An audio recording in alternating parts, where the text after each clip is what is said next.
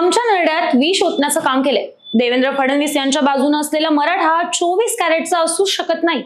जाता जाता फडणवीस मराठ्यांच्या काळजावर वार करून गेला। नवीन जाती घालून देवेंद्र फडणवीस यांनी गोरगरीब ओबीसींचं आरक्षण कमी केलंय। त्यामुळे आता जातवान खानदानी मराठेच भाजपचा राजकीय एन्काउंटर करणार म्हणजे करणारच। भर विधानसभा निवडणुकीच्या तोंडावर मनोज जरांगे पाटील यांनी देवेंद्र फडणवीसांना दिलेलं हे अल्टिमेटम। अगदी मनोज जरांगे पाटलांच्या आंदोलनाची पहिली धग उठली तेव्हापासूनच मनोज जरांगे पाटील विरुद्ध देवेंद्र फडणवीस यांच्यात राजकीय विस्तव आपल्याला पाहायला मिळाले। मनोज जरांगे पाटील आपल्या प्रत्येक प्रेस कॉन्फरन्स मधून फडणवीस यांच्या नावाचा उल्लेख करत त्यांना डॅमेज करत राहिलेत। महायुती 3 पक्षांची असली तरी देखील मनोज जरांगे पाटलांचं टार्गेट हे एकच होतं, ते म्हणजे देवेंद्र फडणवीस। मग हा प्रश्न हमखास पडतो की जरांगे पाटलांच्या टार्गेटवर एकटे फडणवीस असण्याचं नेमकं कारण काय?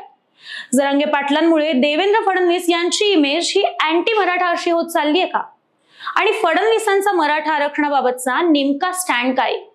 आणि येणाऱ्या विधानसभेला मनोज जरांगे पाटील देवेंद्र फडणवीसांना नेमकं कुठं आणि कसं डॅमेज करतील, त्याचीच ही इन डेप्थ कहाणी। हॅलो हाय, मी पद्मजा आणि तुम्ही पाहताय हॅलो महाराष्ट्र। मराठा आरक्षणाचा मुद्दा पुन्हा एकदा पेटला आणि राज्यात सुरू झाला जरांगे विरुद्ध फडणवीस असा संघर्ष।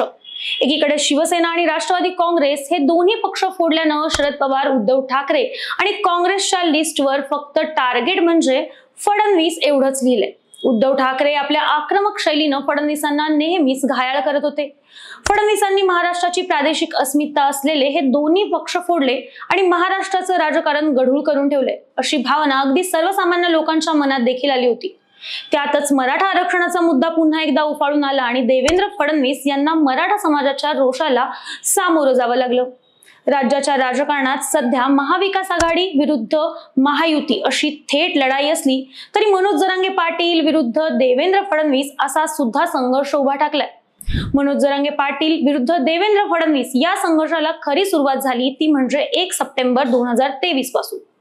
जालन्यातील अंतरवाली सराठी इथं मनोज जरांगे पाटील यांच्यासह मराठा आंदोलक उपोषणाला बसले होते। या आंदोलनात अनेक गावकरी आणि संघटना देखील सहभागी झाल्या होत्या। मात्र पोलिसांनी त्यांच्यावर लाठीचार्ज करत हे आंदोलन मोडून काढण्याचा प्रयत्न केला। पोलिसांनी अश्रुधुराच्या नळकांड्या फोडल्याचा सुद्धा आरोप यावेळी त्यांच्यावर करण्यात आला।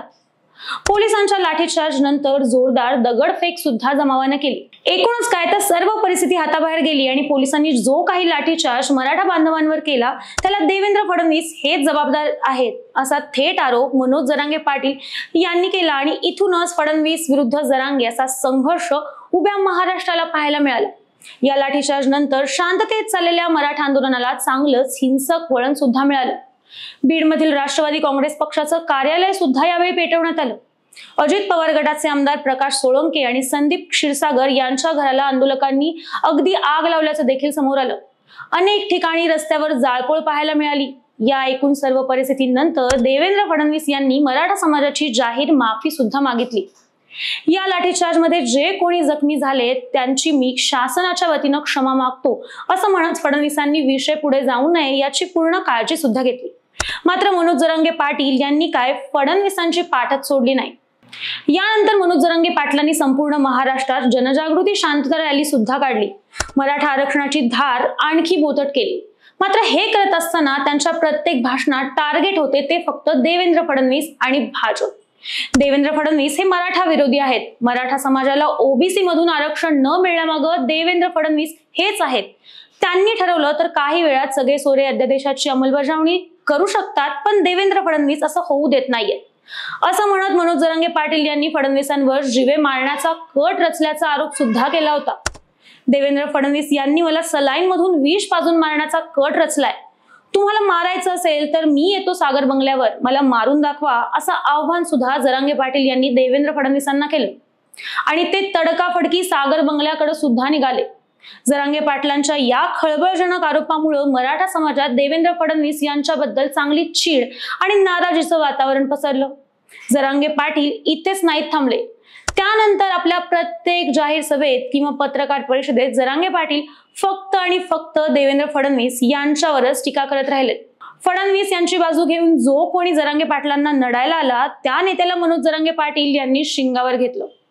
एकूणच काय, देवेंद्र फडणवीस हेच मराठा आरक्षणाच्या विरोधात आहेत हेच जरांगे पाटील यांच्या प्रत्येक वेळच्या भाषणात त्यांनी सांगून दिले। हे कळत असताना दुसरीकडे एकनाथ शिंदे आणि अजित पवार यांच्यावर मनोज जरांगे पाटील यांनी कधीही पातळी सोडून आणि सडकून अशी टीका सुद्धा केलेली नाही। उलट एकनाथ शिंदे हेच मराठा समाजाला आरक्षण देऊ शकतात असं म्हणत जरांगे पाटलांनी एकनाथ शिंदे यांचं महत्व आणखी वाढवलं। एकनाथ शिंदे यांच्या उपस्थितीतच जरांगे पाटलांनी नवी मुंबईत गुलाल देखील उधळला। मात्र नंतर सगळे सोयरेसाठी जरांगे पाटील थोडे अडून बसले। एकनाथ शिंदेच आरक्षण देऊ शकतात या भावनेमुळे देवेंद्र फडणवीस हे आपोआपच मराठा समाजासाठी आता विलन ठरतात। तिसरीकडे अजित पवार यांची भूमिका मात्र कायमच तटस्थ राहिली। मराठा आरक्षणाच्या बाबत अजित पवारांनी कधीच पुढाकार घेऊन ठोस अशी भूमिका देखील मांडली नाही। त्यामुळे दादा असले काय किंवा नसले काय, मराठा आरक्षणाच्या मुद्द्यात ते कधीच केंद्रस्थानी दिसले नाहीत। मात्र मागील महिन्यात राज्य सरकारकडून एक इतर मागासवर्गीय ओबीसींच्या यादीत 15 नव्या जाती समाविष्ट करण्यात आल्याची शिफारस केंद्र सरकारकडे करण्यात आली।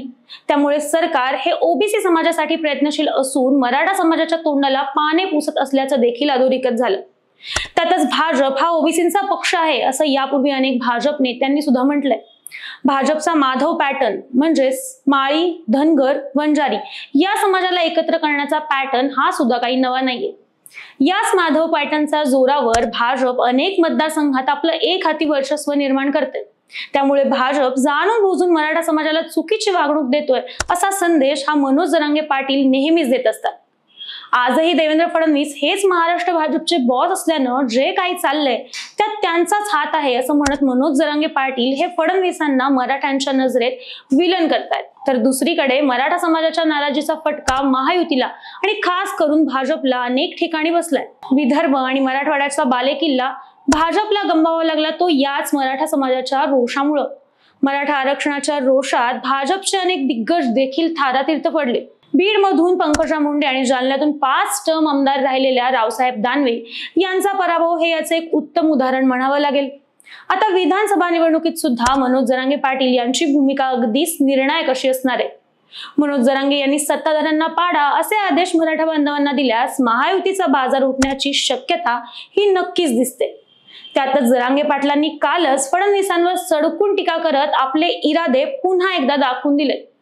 त्यामुळे या मराठा फॅक्टरमुळे महायुतीची सत्ता जाणार का अशा चर्चांना राज्यात आणखी उधाण आले। मात्र या सगळ्याबद्दल तुम्हाला काय वाटतं? जरांगे पाटलांनी फडणवीसांना मराठ्यांचा विलन केलंय का? मराठा समाजात महायुतीची सत्ता उलथवून टाकण्याची क्षमता आहे का? याबद्दलचं तुमचं मत आम्हाला कमेंट करून नक्की कळवा। आणि अशाच नवनवीन आणि राजकीय व्हिडिओसाठी हॅलो महाराष्ट्र या आमच्या चॅनलला लाईक, शेअर आणि सबस्क्राईब करायला विसरू नका। व्हिडिओ शेवटपर्यंत पाहिल्याबद्दल धन्यवाद।